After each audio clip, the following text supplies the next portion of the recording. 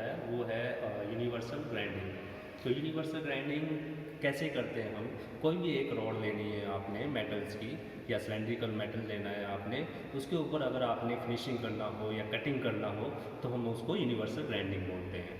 तो universal grinding होती कैसे है, होती क्या है कि यूनिवर्सल ग्राइंडिंग क्या है कि ये जो मटेरियल है, एक कटिंग एक्शन होता है ग्राइंडर, ये मटेरियल को बहुत ही स्मॉल स्केल में ये रिड्यूस करता है। जहाँ पे हमें हाई फिनिशिंग चाहिए और एक्यूरेसी हाई चाहिए और टॉलरेंस हमारी ना के बराबर हो, तब हम इसकी यूनिवर्सल ग्राइंडिंग करते हैं मेटल्स की। तो आज पहले मैं आपसे डिस्कस करूँगा ग्राइंडिंग व्हील। तो थोड़ा सा मैं आपको ग्राइंडिंग व्हील के बारे में समझाऊंगा, फिर इसका मैं प्रैक्टिकल कैसे होता है वो बताऊंगा। तो आ जाओ आप ग्राइंडिंग व्हील के बारे में। तो ये होता है हमारा ग्राइंडिंग व्हील। ये आपने शायद देखा भी होगा आपने फर्स्ट ईयर में। तो ये बनता कैसे है ग्राइंडिंग व्हील? तो सबसे पहले हमारा छोटे छोटे एब्रेसिव होते हैं। एब्रेसिव मीन्स है कि एक रेत के कण होते हैं, ठीक है, उनको हम लेते हैं, उनका एक बॉन्ड बनाया जाता है। बॉन्ड बनाने के बाद हम उन बॉन्ड्स को क्या करते हैं, व्हील की शेप दे देते हैं। तो बॉन्ड क्या होता है, जो छोटे छोटे कण होते हैं वो एब्रेसिव को बांध के रखता है, ठीक है, और एब्रेसिव से हम उनको व्हील की एक शेप दे देते हैं। तो उससे हमारा ये क्या बन जाता है, एक ग्राइंडिंग व्हील बन जाता है।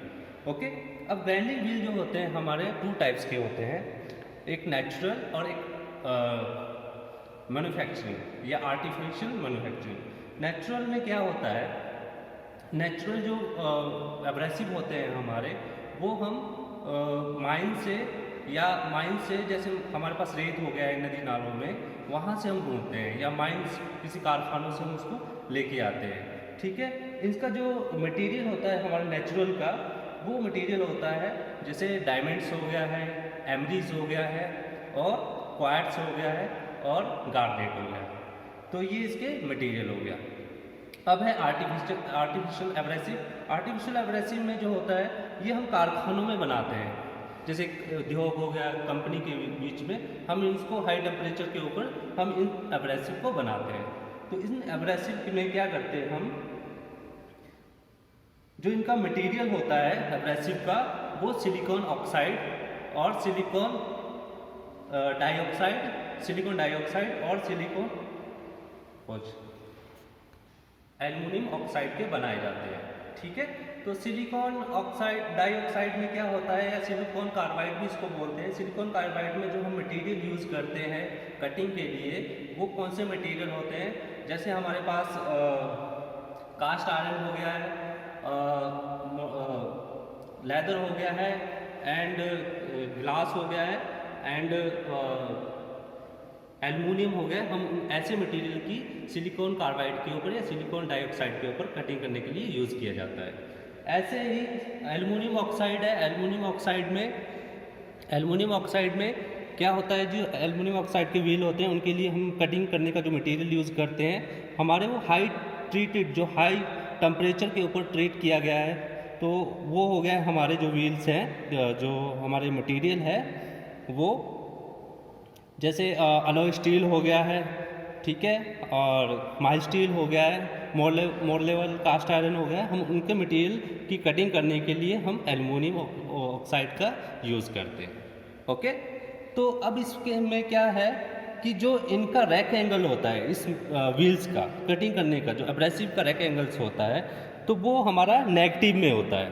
तो ये ध्यान देना है, अगर आपसे रैक एंगल कहीं पे भी पूछा जाए ग्राइंडिंग व्हील का या एब्रेसिव का, जो कटिंग एक्शन होते हैं इसके, तो उसका रैक एंगल जो होगा वो माइनस में होगा, और इसकी जो रेंज रहती है 45 डिग्री से लेके -60 डिग्री तक हम इसकी रेंज रखते हैं। तो हम बोल सकते हैं कि इसका जो रैक एंगल होता है वो -60 डिग्री होता है, ठीक है।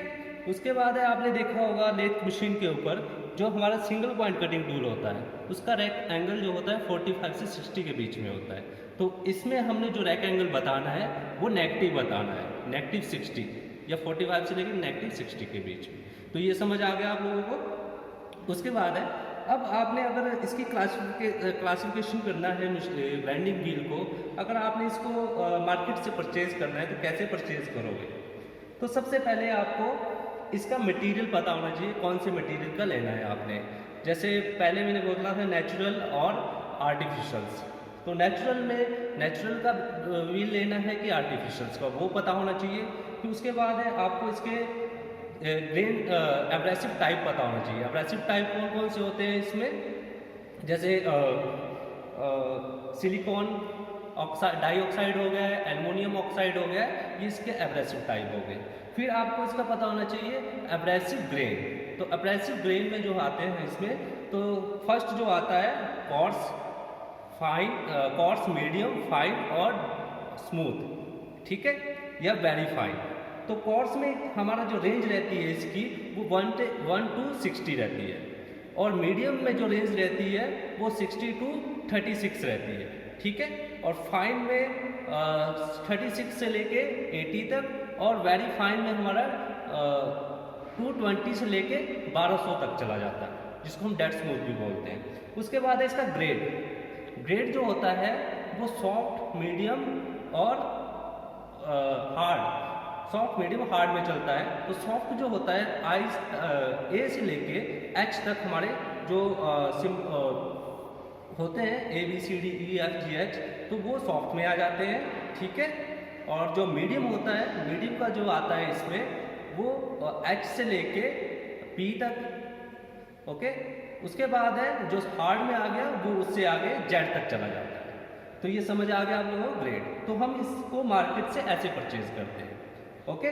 तो अभी मैं आपको जो बताऊंगा वो मशीन के ऊपर ग्राइंडिंग कैसे होती है वो आपको मैं यहाँ पे दिखा देता हूँ।